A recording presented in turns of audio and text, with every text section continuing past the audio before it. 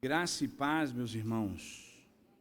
Eu espero que todos vocês estejam bem.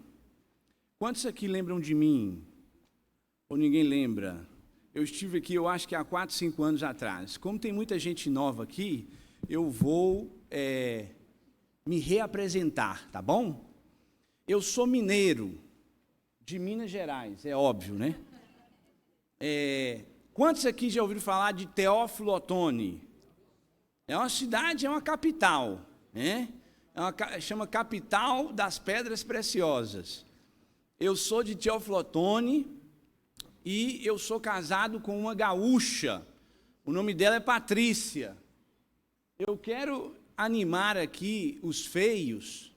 Ser feio não é pecado, tá? Não tem problema ser feio. Eu sou um feio assumido. E Deus teve graça e misericórdia com a minha vida. Eu casei com uma mulher muito bonita, linda. Eu falo com a Patrícia, a gente fala branca, eu chamo ela de branca. Eu falo branca, nesse aspecto Deus abençoou eu mais que você.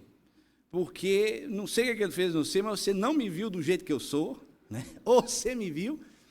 E eu casei com a Patrícia, nós nos conhecemos há 23 anos atrás, quase 24, lá em Belo Horizonte. Quando eu estava concluindo meus estudos, eu fiz faculdade teológica, e depois eu fui para Jocum fazer a escola de treinamento missionário. Lá eu conheci a minha esposa, nós fizemos a escola juntos. Durante o período da escola não pode ter nenhum relacionamento direto no que diz respeito a namoro. A gente não pode dar declaração, inclusive, é bem restrito, né? Mas depois do nosso período prático, ela foi para uma tribo indígena, eu fui para uma zona rural, ajudar a plantar uma igreja nova numa zona rural no interior de Minas Gerais. Nós voltamos, eu conversei com ela, depois de 6 meses nós nos casamos. Já trabalhamos em 32 países a curto prazo, e há 16 anos somos missionários na Espanha. Plantamos 3 bases missionárias. Quem conhece um pouco a Jocum sabe o que é uma base missionária. É como se fosse um grande seminário que dá possibilidade para muitos jovens se prepararem para o campo missionário, mas também nessas bases missionárias nós desenvolvemos ministérios. Plantamos 3 bases missionárias. Dessas 3 bases surgiram mais 2, gente da terra que o Senhor Deus alcançou, nos usou para formar, treinar essas pessoas e enviar elas para o campo missionário dentro da Espanha. Eu tenho 2 filhos, a Rebeca, de 18 anos, e o Benjamin Pata Negra. O que é Pata Negra? Pata Negra é quem nasceu na região de Extremadura, na Espanha. Quantos aqui já tiveram a oportunidade de comer Ramon? Sabe o que é Ramon? Vou te incentivar, tá? Procura, é muito caro, mas compra pelo menos uma tirita para você desfrutar. Quem nasce nessa região de Extremadura, foi aonde nós plantamos a primeira base missionária, é a região da Espanha que menos tem igreja. Só para vocês terem ideia do que é a realidade na Espanha hoje, essa cidade, que foi a primeira cidade que eu plantei uma base, chamada Cáceres, ela é uma cidade de 128 mil habitantes e tem 2 igrejas evangélicas. As 2 igrejas evangélicas, somando o número de pessoas nelas, não chegam a 150 pessoas. Dessas 150 pessoas, não deve ter 40 espanhóis nessas igrejas. Ao redor dessa cidade, Cáceres, que é a capital da província, tem mais de 40 povoados. Isso é um mapeamento que nós fizemos como missão, mais de 40 povoados com 10 mil, 20 mil, 30 mil habitantes, que não tem uma pessoa para dar testemunho de Jesus. Eu não sei se isso te incomoda, mas a mim me deixa inconformado. A cidade que eu estou agora, Santiago de Compostela, quantos conhecem? Já ouviu falar Santiago de Compostela? É uma cidade conhecida mundialmente porque peregrinos do mundo inteiro vão para lá. Supostamente lá estão os ossos do apóstolo Tiago Maior, enterrado dentro da catedral, que é onde as pessoas chegam para ver. Hoje, as pessoas que fazem o caminho de Santiago de Compostela, elas não fazem com o intuito de ver o apóstolo. O perfil de pessoas que fazem o caminho hoje são pessoas céticas, europeus, na sua grande maioria, que utilizam o caminhar, os elementos do caminho, para buscar uma resposta, uma verdade, buscar uma resposta para a insatisfação da vida delas. o número menor de peregrinos, de cada 10 peregrinos, um é religioso, confesso, no caso católico, os outros 9 são céticos, e eles fazem um caminho para utilizar os elementos do caminho, a solidão, o sacrifício na caminhada, o carregar a mochila, para eles terem uma busca interior ou uma busca de um ser espiritual que eles estão buscando, ou seja, eles vão para o caminho para buscar algo. E nessa cidade é a capital de um estado chamado Galícia. Lá tem 3 igrejas evangélicas, essas 3 igrejas não somam 200 pessoas. Dessas 200 pessoas, não tem 30 espanhóis. Ao redor dessa cidade, inclusive uma cidade que nós estamos indo todas as quartas-feiras, orar naquele lugar, e nós estamos convencidos que o Senhor Deus quer levantar uma comunidade, uma igreja ali, uma cidade de 25 mil habitantes, que nem o padre da cidade é convertido, o padre católico. Tá? Eu estou te falando porque eu busquei o padre da cidade para conversar com ele, para saber se ele estava pregando o evangelho naquele lugar, se ele estava pastoreando as pessoas, e ele é um padre de manutenção, que a gente costuma chamar, não é eu costumo, quem me ensinou isso foram outros padres que eu estou discipulando eles, acompanhando eles. Eles falaram: Júnior, esse padre é um padre de manutenção, ele está aí para abrir a igreja e fechar, é isso que ele faz. Então, meus irmãos, eu louvo a Deus que essa igreja, apesar de pequena, mas nem sempre o fato de ser pequena significa que você é fraco, né? Você pode ser muito grande e ser fraco, e você pode ser pequeno, mas forte. E a nossa fortaleza está na obediência ao nosso Deus. Não tem a ver com a quantidade de finanças que a gente envia, tem a ver com a nossa resposta em obediência com aquilo que Ele nos pediu para fazer.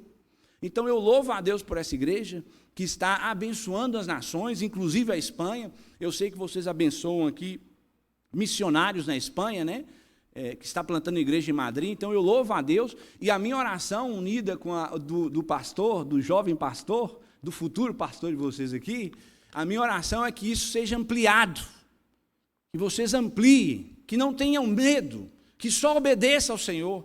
Peça a Ele para gerar fervor no coração de vocês, desejo radical de obedecer a Ele, e inclusive que não seja só enviando ofertas, mas que Deus levante jovens daqui dessa igreja que sejam enviados para as nações. Amém? Amém. Então tá bom. Agora abra sua Bíblia comigo no Evangelho de Lucas, no capítulo 7. A partir do versículo 36. O nosso modelo perfeito é o Senhor Jesus Cristo. Nós não deveríamos imitar ninguém nesse plano de vida, nesse plano que nós estamos temporal. Nós não deveríamos imitar ninguém que não esteja imitando a Jesus. Ele é o nosso modelo perfeito, principalmente hoje, no período que nós vivemos, que nós temos acesso a tanta informação, nós temos acesso a tantas coisas em vídeos, nós temos tanta influência, a nossa cosmovisão, o pecado já afetou a nossa perspectiva de ver as coisas. E agora, com tanta informação, nós temos mais sobre nossas vidas a métrica do mundo do que a métrica de Deus, a perspectiva do mundo do que a perspectiva de Deus. Então, nós temos hoje uma série de pessoas que nós olhamos e pensamos que são bem-sucedidas porque elas estão em lugares de honra à luz do mundo, mas nem sempre essas pessoas estão em lugar de honra à luz de Deus.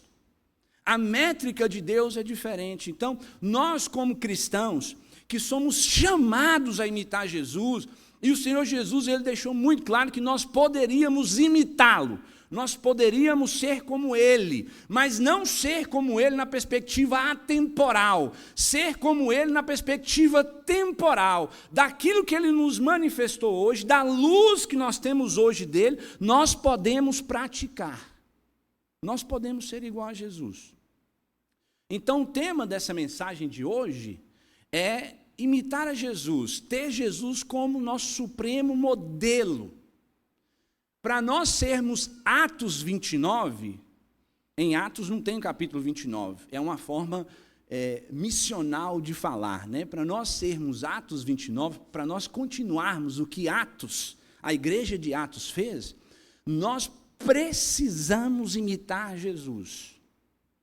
Precisamos ser como Jesus. E esse texto vai nos ensinar acerca de missões. Tá bom? Evangelho de Lucas, capítulo 7, a partir do versículo 36, eu vou fazer a leitura, acompanhem comigo. Um fariseu convidou Jesus para jantar. Jesus foi até a casa dele e sentou-se para comer. Naquela cidade morava uma mulher de má fama.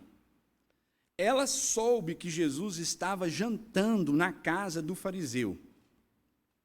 Então pegou um frasco feito de alabastro, cheio de perfume, e ficou aos pés de Jesus por trás. Ela chorava e as suas lágrimas molhavam os pés dele. Então ela os enxugou com seus próprios cabelos. Ela beijava os pés de Jesus e derramava o perfume neles. Quando o fariseu viu isto, pensou assim: se este homem fosse de fato um profeta, saberia quem é esta mulher que está tocando nele e a vida de pecado que ela leva. Jesus então disse ao fariseu: Simão, tenho uma coisa para lhe dizer. Fala, mestre, respondeu Simão. Jesus disse: 2 homens tinham uma dívida com um homem que costumava emprestar dinheiro. Um deles devia 500 moedas de prata e o outro 50. Mas nenhum dos dois podia pagar ao homem que havia emprestado. Então ele perdoou a dívida de cada um. Qual deles vai estimá-lo mais? Qual deles vai amar mais?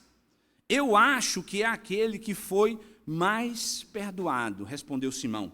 Você está certo, disse Jesus. Então virou-se para a mulher e disse a Simão: você está vendo esta mulher? Quando entrei, você não me ofereceu água para lavar os meus pés. Porém, ela os lavou com as lágrimas e os enxugou com os seus cabelos.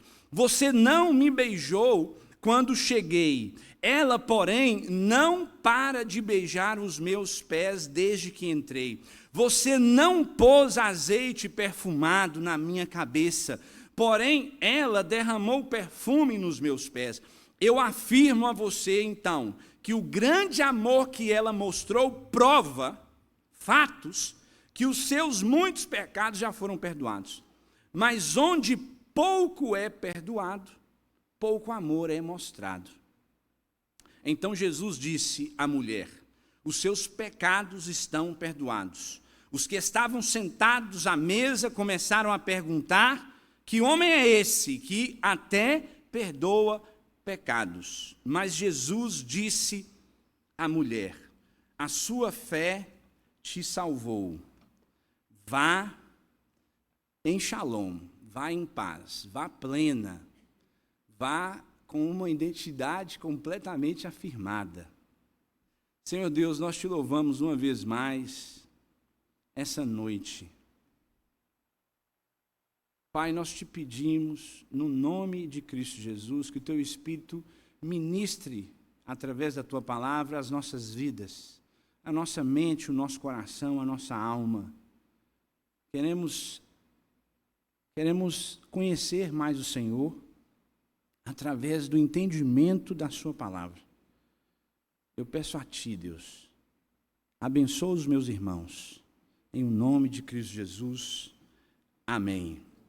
Meus irmãos, esse texto, ele é impressionante. Aliás, toda a Bíblia é impressionante, mas existem textos que são impressionantes, que são maravilhosos. O autor aqui nos deixa uma série de sinais do que estava acontecendo nesse lugar. Quando nós lemos a Bíblia, nós não estamos lendo só um livro. A Bíblia é uma pessoa, o nome dela é Jesus Cristo. Todas as vezes que você entrar no seu quarto e você for meditar na palavra de Deus, tenha essa consciência, ou peça a Deus, ao Espírito Santo de Deus, para que te gere essa consciência que você está diante de uma pessoa. E essa pessoa é Jesus. E o interesse dessa pessoa é encarnar em você, é viver em você e fazer com que você seja casa nele, que você possa ser vida para os demais, virtude para os demais.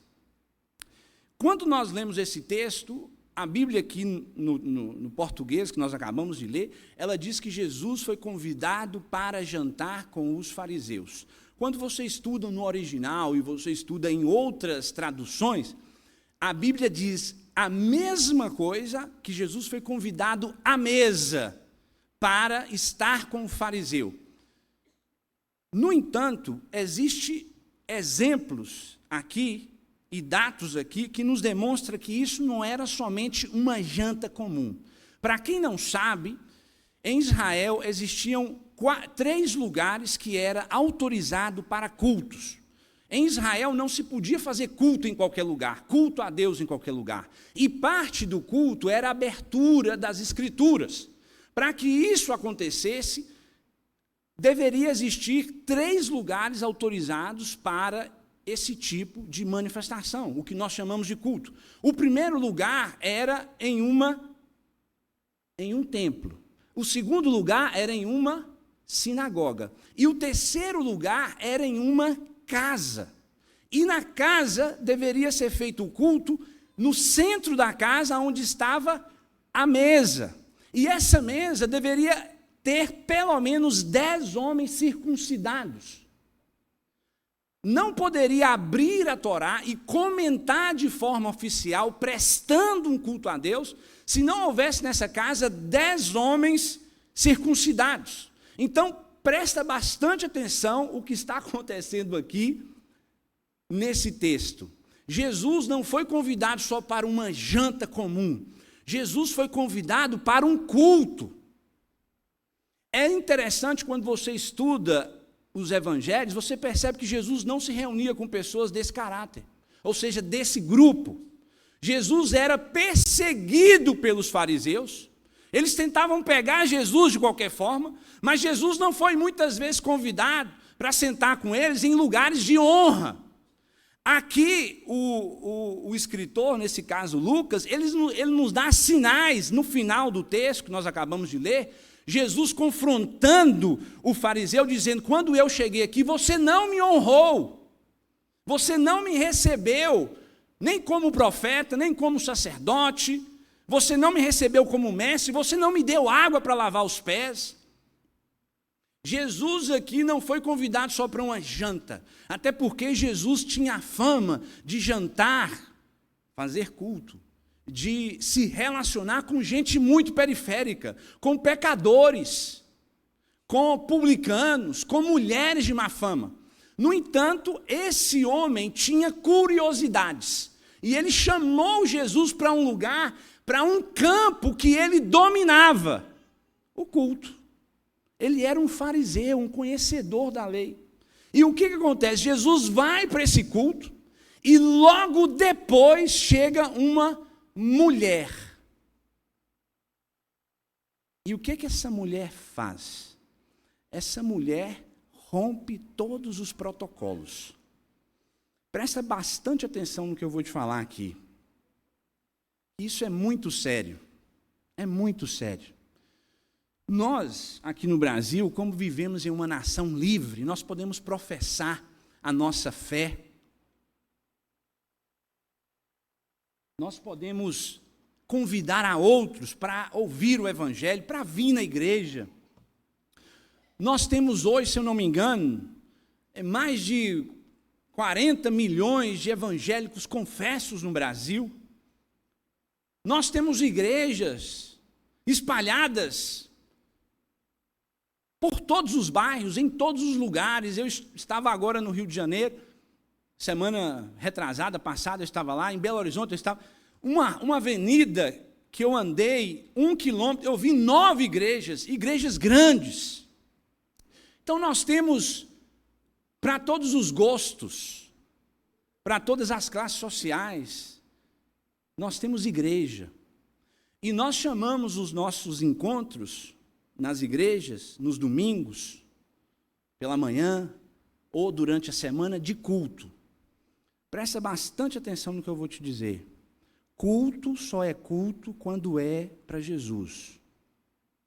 O culto não foi feito para o homem. O culto é um lugar que nós adoramos a Jesus. Se não é essa a nossa motivação, a gente está fazendo tudo menos culto para Ele. Presta bastante atenção no que aconteceu aqui. Entre a chegada de Jesus, que chegou e sentou, existem umas traduções, inclusive no próprio original, que Jesus sentou e debruçou sobre a mesa. O que é debruçar? Jesus chegou e colocou a cabeça sobre a mesa. Imagina você ser convidado para uma reunião de pessoas importantes. Os 10 melhores teólogos do Brasil e você lá sentado na mesa. E esses homens se reúnem para fazer um culto a Deus. Eles começam a falar da ciência, dos conhecimentos de Deus. E você lá no meio deles, ao invés de você participar, você ouvir e você se manifestar, você vai e coloca a sua cabeça sobre a mesa. O que você está querendo comunicar para aquele povo que está lá naquele culto? Você está querendo comunicar assim, ó. Perdão a expressão, tá? Você está querendo comunicar assim, ó. Esse culto está chato demais. Porque Jesus chegou, sentou à mesa, no original e em traduções no inglês, no espanhol, a Bíblia diz que ele se debruçou sobre ela, ou seja, Jesus demonstrou total desinteresse com os temas, os assuntos e a motivação do coração daquele povo que estava ali. No entanto, quando a mulher chega, e nós temos que abrir um parênteses aqui, eu não quero ser um mau pregador no sentido de criar o que o texto não tem, mas o texto nos dá a possibilidade de imaginar como foi que essa mulher entrou nesse lugar que ela não era convidada.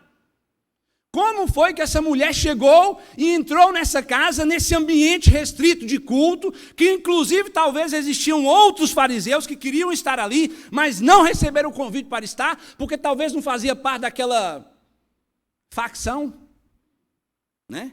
Daquele grupo político. E entra essa mulher e rompe todos os esquemas. Eu começo a imaginar o que ela fez para entrar ali. E ela ainda levava um presente para Jesus que lhe custava um peso. Eu imagino que esse homem era um fariseu que tinha recursos financeiros. Ele deve ter preparado uma mesa. A mesa do culto era preparada com boas comidas, principalmente pão e queijo e vinho. Essa mesa era grande, tinha que ter no mínimo 10 cadeiras. Eu imagino que aqui poderia ter mais. Ela tinha um manto grande, branco, para manifestar adoração, ou seja, tudo que era posto em cima dessa mesa era para adorar a Deus, para manifestar excelência, doação a Deus, adoração a Deus. E Jesus sentado a essa mesa, a Bíblia aqui nos mostra que até então Jesus não tinha se manifestado, não tem nenhum sinal aqui que Jesus falou alguma coisa. No entanto, essa mulher entra, ela rompe os protocolos, ela passa pelos seguranças, que eu imagino que existia lá na porta, gente contendo os demais, contendo os fariseus que queriam entrar, e contendo até outras pessoas que sabiam que Jesus estava ali. E ela entra, ela não encontra um lugar na mesa para ela não encontra uma cadeira vazia, e ela vai aos pés de Jesus, e ela adora Jesus. Quando ela começa a adorar Jesus, o fariseu, a Bíblia diz, que nós acabamos de ler, o fariseu pensa. Quando o fariseu pensa, o culto começa para Jesus, porque é a primeira vez que Jesus se manifesta, e a Bíblia diz que Jesus olhou para o fariseu e disse: Simão, eu quero te fazer uma pergunta, eu quero te propor uma parábola. Sabe que aqui existem duas pessoas que o texto nos mostra que as duas estão salvas, as duas estão na igreja, mas as duas percebem a Deus de forma completamente diferente.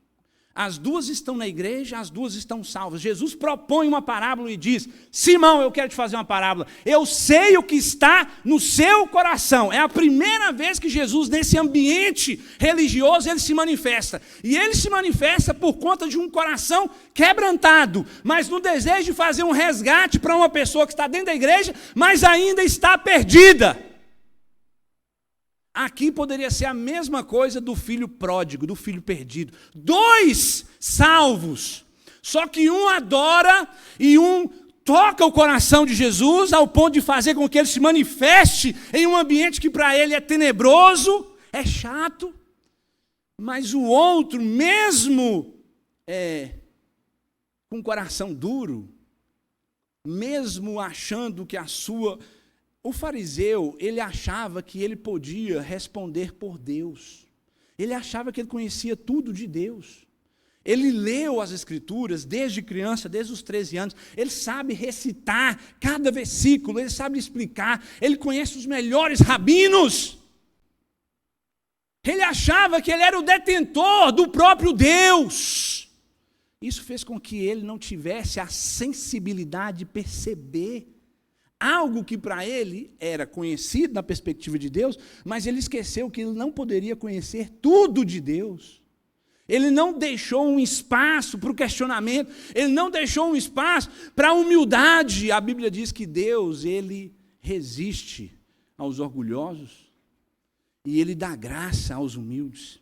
Eu costumo dizer que nesse texto aqui eu vejo a primeira manifestação pentecostal, né? Eu estou numa igreja presbiteriana, reformada, vocês não são pentecostal, tá bom? Tudo bem. Mas aqui, para mim, Jesus foi um pentecostal. Porque eu imagino a cena na mesa, Jesus sentado, a mulher chega, rompe o protocolo, esse homem pensa, Simão, e Jesus então aponta para ele e fala: ô Simão, deixa eu falar um trem com você. Deixa eu propor uma parábola, uma pergunta. A primeira coisa, meus irmãos, que este texto nos ensina é que culto é para Deus. Deus conhece todas as nossas necessidades. A Bíblia diz que Ele sabe a quantidade de fios de cabelos que existe na nossa cabeça. Antes mesmo que a palavra saia da minha boca, Ele já sabe. Então, eu sei que nós temos demandas e que às vezes nós viemos para esse ambiente desejando falar com Deus, pedir a Ele. Mas eu quero te animar e te incentivar. Antes de pedir, adore a Ele. Contemple a Ele. Nós, para fazermos a missão, antes de sair para abençoar as pessoas, para falar com as pessoas, nós precisamos conhecer a Deus, adorar a Ele, a sua beleza, os seus pensamentos. Jesus disse: ouve, ó Israel, o seu Deus é um. Ame o seu Deus de todo o seu coração, de toda a sua alma, com todo o seu entendimento e com todas as suas forças.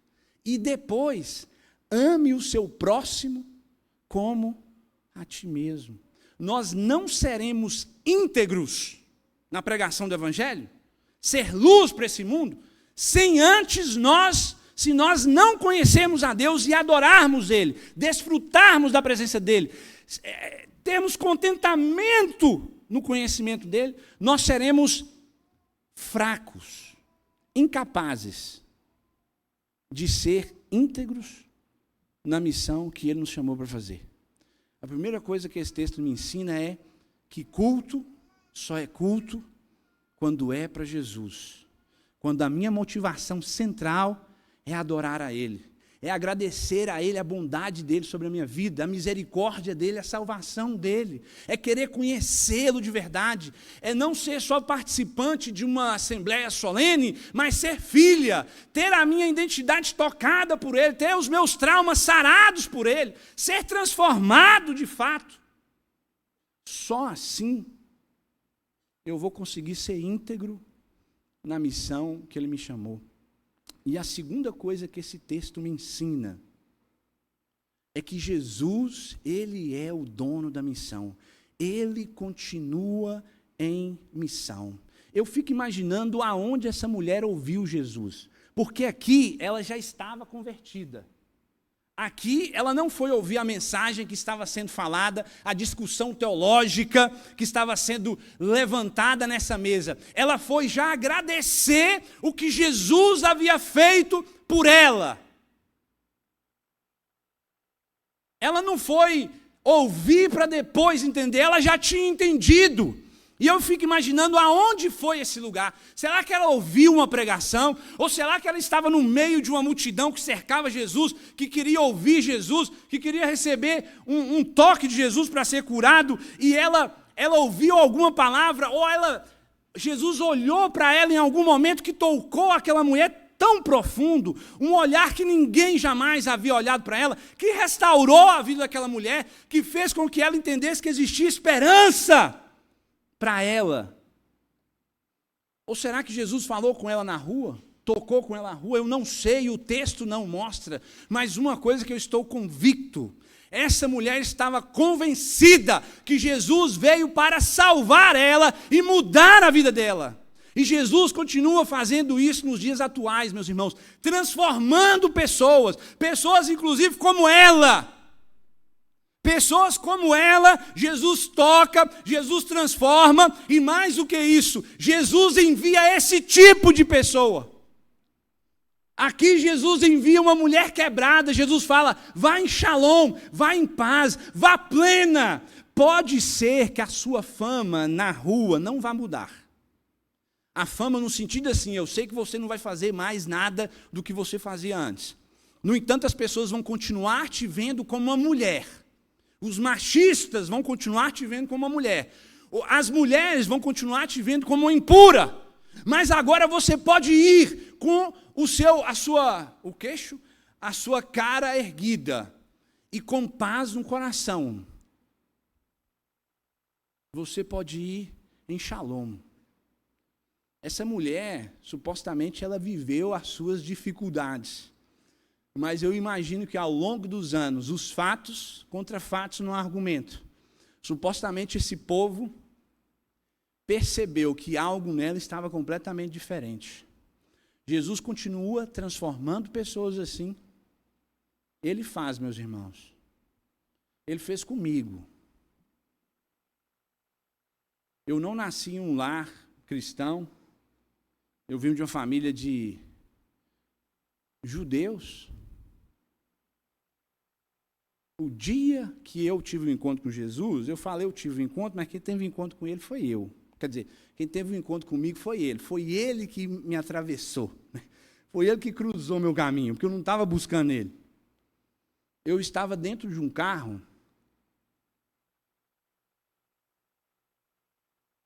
com uma pistola. Já tinha escrito uma carta de suicídio para os meus pais.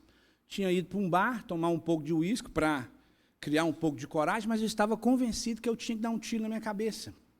Por que eu tinha que dar um tiro na minha cabeça? Porque eu percebi que esse mundo, a proposta do sistema desse mundo é uma mentira. A gente vale aquilo que a gente é. Quer dizer, a gente vale aquilo que a gente tem.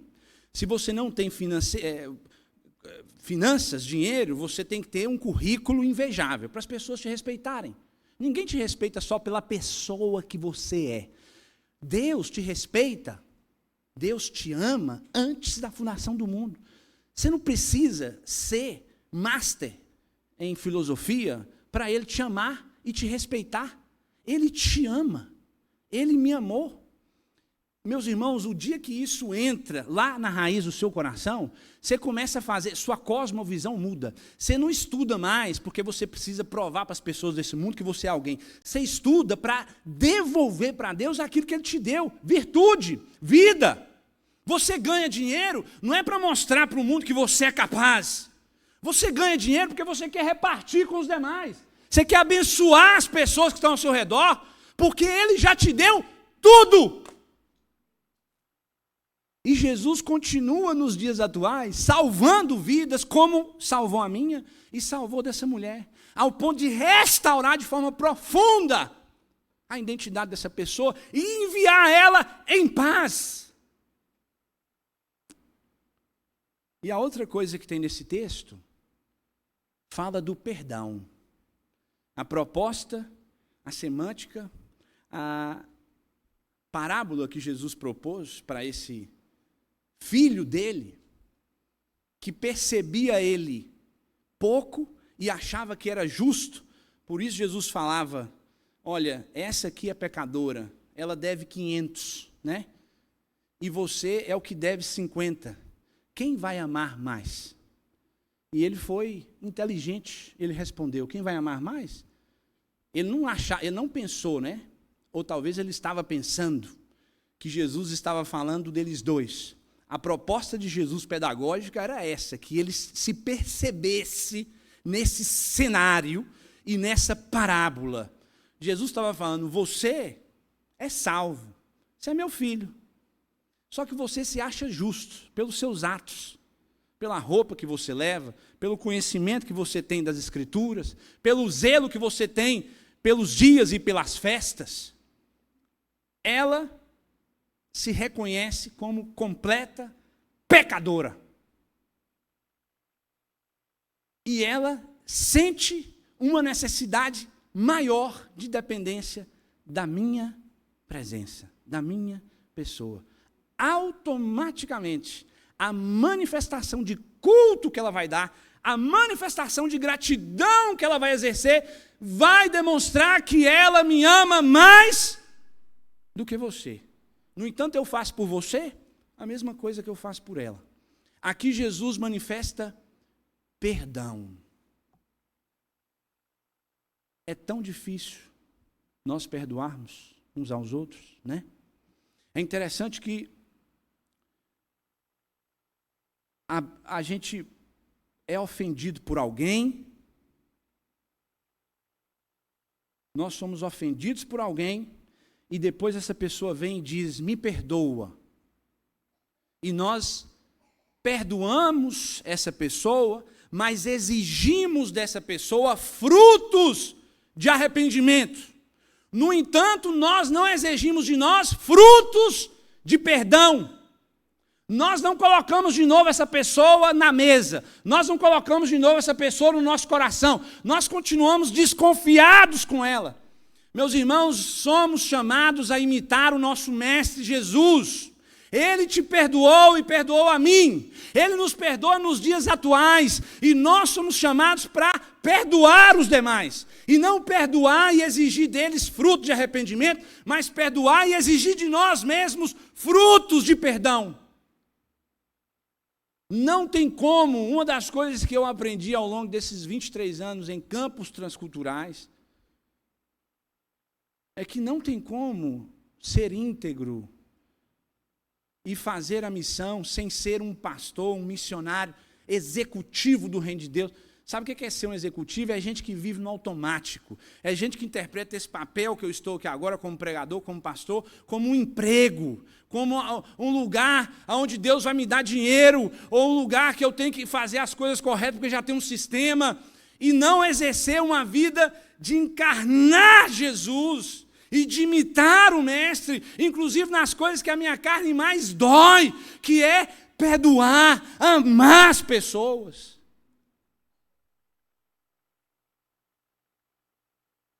Nós não seremos luz, nós não seremos Atos 29, nós não faremos com integralidade a missão se nós não imitarmos o nosso Mestre Jesus.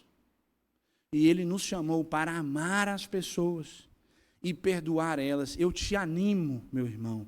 As Escrituras nos animam. Se existe alguém que você está com a relação rompida, mesmo que foi essa pessoa que te ofendeu, procura essa pessoa e busca a reconciliação. Perdoa ela e abra as portas do seu coração e deixe ela entrar de novo. Seja como o seu mestre. Faça como ele fez com você. Nós nascemos mortos. Mas a proposta de Jesus para nós é que venhamos a morrer vivos. Nós não somos desse mundo, meus irmãos. Nós não podemos ser influenciados mais pelo sistema e a forma desse mundo, do que pela cultura do reino de Deus.